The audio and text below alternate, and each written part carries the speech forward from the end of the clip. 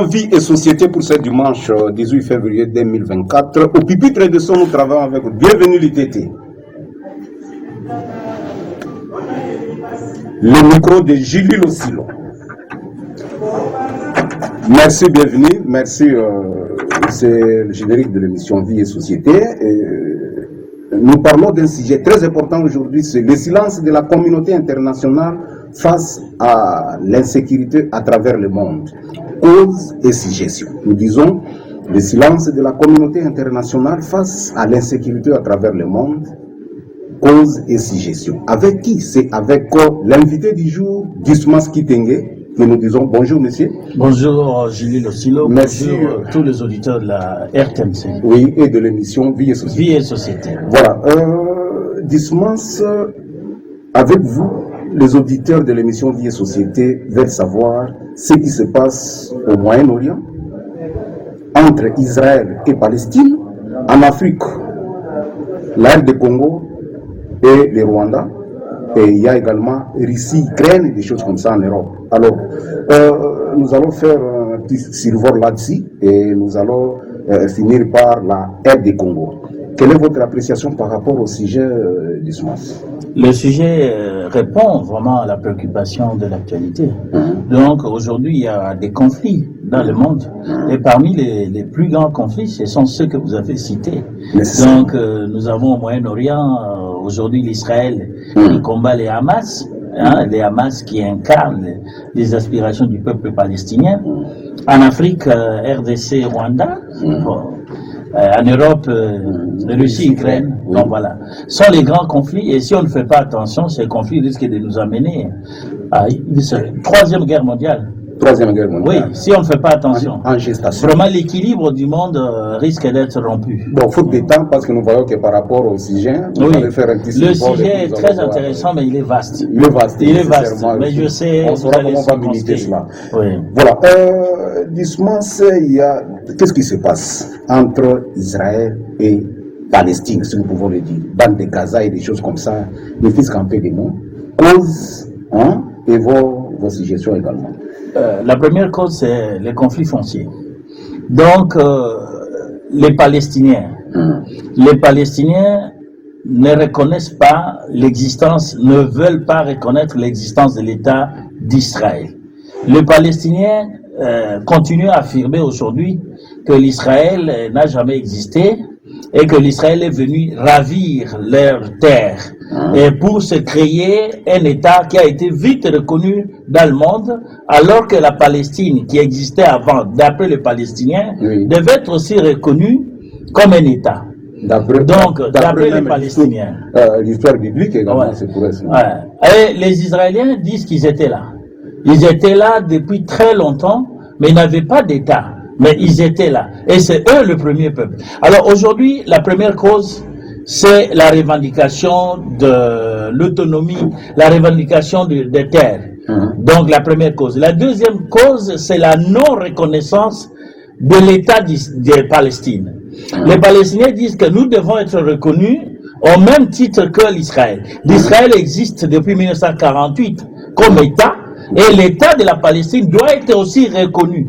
Malheureusement, au niveau international, cet État n'est pas encore reconnu. La Palestine veut être reconnue comme un État autonome, indépendant, et qui doit se gouverner. Donc voilà. Et l'Israël a des problèmes pour reconnaître cet État. Voilà. Mais la non-reconnaissance de l'État palestinien. C'est ce qui fait que l'Israël attaque la bande de Gaza. Est-ce que ce sont vraiment... Le problème, c'est que, je vous ai dit d'abord, c'est un problème de reconnaissance des terres. Reconnaissance de l'État. Et l'État qui n'est pas reconnu jusqu'à l'heure actuelle, c'est l'État palestinien. L'État de la Palestine, qui n'est pas reconnu comme un État autonome. Et Israël ne veut pas lui laisser la Palestine se constituer en État libre qui peut se dire. Alors, il y a ce qu'on appelle les colonies israéliennes dans la Palestine. Ah bon? Oui, donc la Palestine, l'Israël a des territoires qui sont sur la terre palestinienne, que l'Israël dirige, que l'Israël colonise. Donc l'Israël a des territoires dans la partie palestinienne qu'ils considèrent ce territoire. Et là, ils se comportent en colons. Et les Palestiniens ne veulent pas ça. Ce sont des territoires qui sont en Palestine, oui, mais colonisés par Israël. Donc, ce qu'on appelle les territoires, les colons. Oui. Donc, les territoires divisés par l'Israël dans la Palestine. Et l'Israël continue à dire que ce sont ces territoires. Ces territoires-là doivent faire partie de l'État d'Israël. La Palestine dit non. Ça, c'est mon territoire. Et la communauté internationale, la première cause, vous avez dit la terre. Deuxième cause, la non-reconnaissance de l'État palestinien. Troisième raison, la colonisation. Donc, l'érection des colonies israéliennes dans le territoire palestinien. Donc, le fait que l'Israël se comporte à colon, a des territoires qu'il contrôle, et il administre et il exploite ces territoires palestiniens. Alors, ça c'est la troisième raison. Oui. Donc, la construction des colonies israéliennes en Palestine. Quatrième raison que je vais dire aussi, c'est que l'Israël veut dominer la Palestine, veut anéantir la Palestine. Donc, dans l'anéantissement de la Palestine, il faut plutôt comprendre qu'il y a les Hamas, qui est le mouvement politico-militaire palestinien, oui, un mouvement politico-militaire palestinien qui revendique le droit des Palestiniens, qui s'oppose à la colonie israélienne, qui réagit aussi par des armes. Alors la quatrième raison, c'est que l'Israël trouve que ces mouvements-là politico-militaires, pour libérer le peuple palestinien des colonies et faire de la Palestine un État indépendant, l'Israël estime que les Hamas est un mouvement terroriste. Et en tant que tel, il doit le neutraliser, faire disparaître les Hamas. Alors, la guerre actuelle qui a commencé en octobre dernier est partie du fait que les Hamas est entré dans les territoires palestiniens, les mouvements politico-militaires, et les Hamas a tué des Israéliens. Et les Hamas a tué les Israéliens, alors l'Israël a dit, ce n'est pas possible. Le Hamas est un mouvement terroriste, alors je dois attaquer et réduire. Alors ça crée quoi? Ça crée le conflit armé. Le conflit existait depuis très longtemps. Disons cette rivalité, cette guerre entre les Israéliens et les Palestiniens, officiellement existe depuis 1948. Puisque l'État israélien n'existait pas. Oui. Le peuple juif, lui, existait. Depuis les temps les plus anciens, la Bible parle de ça. Mais il n'avait pas encore constitué un État. L'Israël s'est constitué un État depuis 1948. Donc, après la Seconde Guerre mondiale, quand Hitler a tué les Juifs, et les Juifs se sont éparpillés dans le monde. Et après 1948, quand la guerre a pris fin, la Deuxième Guerre mondiale, les Juifs se sont constitués partout pour dire nous devons aller à nos racines, à nos terres là, sur lesquelles vivaient nos ancêtres, pour faire un État. Alors à ce moment-là, la guerre a éclaté. Les Palestiniens qui sont d'origine arabe ont dit non, vous ne pouvez pas constituer un État sur notre territoire. Ils ont commencé à revendiquer l'ancienneté sur cette terre. Alors la guerre a commencé, mais cette guerre, à des moments, ça s'arrête. Alors, la reprise maintenant des affrontements que nous connaissons maintenant dans le Gaza. Le Gaza, c'est une partie du territoire palestinien. Oui. Hein? Et la Palestine, c'est aussi... Alors, maintenant, comme les Hamas, le mouvement, c'est comme un parti politique, mais un parti, je dirais, un groupe armé politico-militaire. Alors, comme ils ont fait une incursion en Israël, ils sont entrés en Israël et ils ont tué les Israéliens. En représailles, l'Israël attaque maintenant et en représailles, l'Israël vient investir la Palestine, occuper toute la Palestine et commencer à tuer les populations civiles. Puisque là, nous rentrons dans ce qu'on appelle le droit international humanitaire. Le droit international humanitaire interdit aux parties en conflit de s'attaquer aux populations civiles. Vous devez vous attaquer aux combattants. Donc le monde entier a compris que que l'Israël avait le droit de répliquer. Mais de répliquer contre les combattants de Hamas. Mais pas les populations, toutes les populations palestiniennes. Voilà. Et ce que fait maintenant l'Israël, c'est la généralisation de tous les Palestiniens. Donc tous les Palestiniens sont méchants. Il faut les tuer. Même si dans les discours, l'Israël dit qu'il s'attaque au Hamas. Mais dans le fait, il s'attaque à toute la population. Et commet ce qu'on appelle les crimes de guerre, les crimes contre l'humanité. Et voilà pourquoi l'Afrique du Sud a traduit en justice, devant la Cour internationale de justice, a traduit l'Israël. A dénoncé que l'Israël est en train de commettre les génocides. Voilà les conflits. Est-ce que ça aura des faits?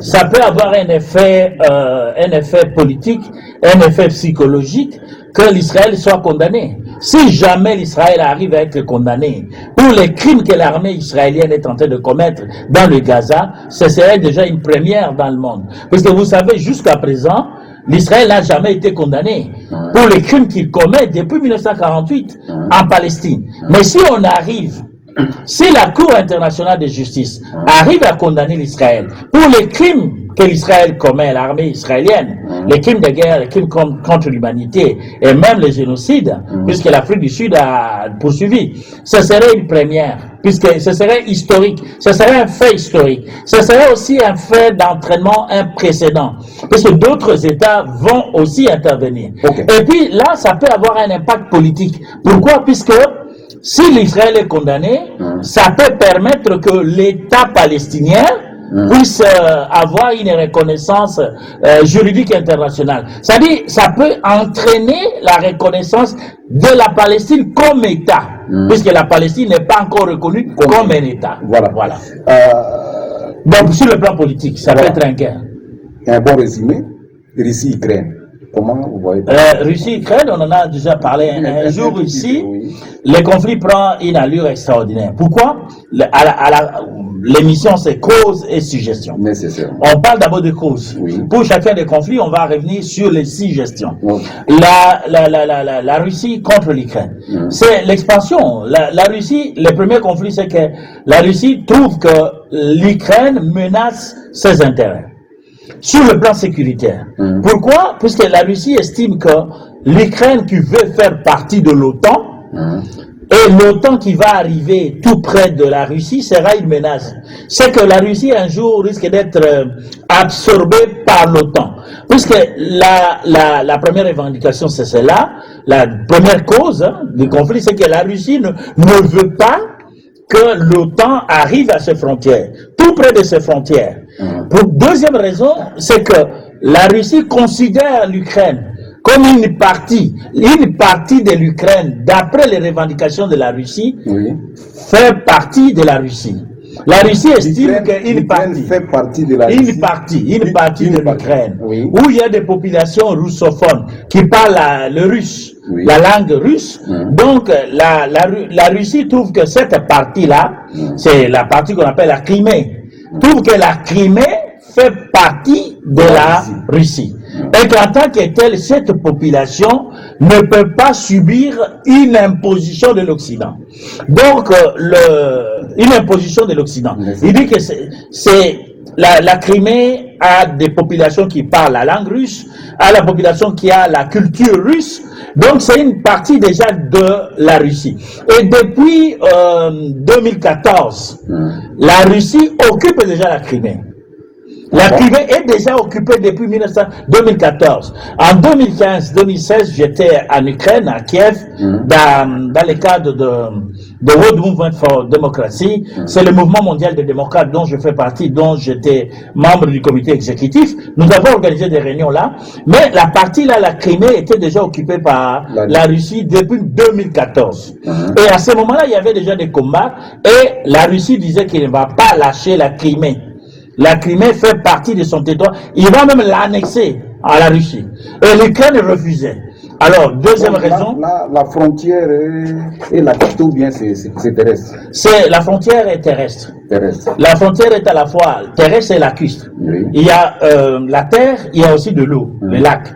Alors, la Russie était venue là occuper. Puisque avant, vous connaissez un peu l'histoire, c'est que on a démantelé avec le phénomène de perestroïka, glasnost en 1990, l'ex-URSS, puisque l'ex-URSS avait un grand territoire dont l'Ukraine. L'Ukraine faisait partie de l'ex-URSS. Il y avait beaucoup de pays, mais qui ont acquis leur indépendance.